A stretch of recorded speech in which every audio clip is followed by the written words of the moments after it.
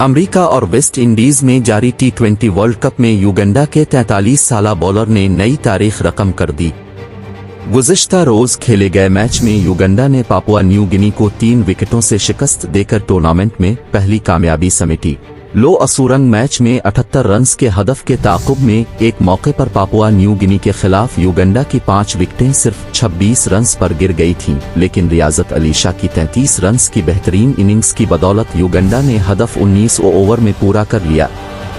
इस मैच में Papua New Guinea ने इंतहाई कम टोटल का दिफा करने की पूरी कोशिश की, ताहम इसी दौरान मिस फील्डिंग, ड्रॉप कैचेस और 15 वाइड बॉल्स पैसिफिक आइलैंड्स की टीम के लिए भारी साबित हुए। ये कामयाबी न सिर्फ युगांडा की जानिब से बड़ी तारीखी थी, बल्कि युगांडा के 43 साला स्पिनर फ्रैंक सबगा ने भी मैच में नई तारीख रकम की।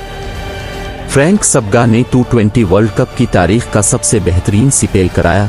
उन्होंने अपने 4 ओवर्स के कोटे में सिर्फ 4 रन्स देकर 2 विकेटें हासिल कीं और 2 ओवर मेडन करवाए।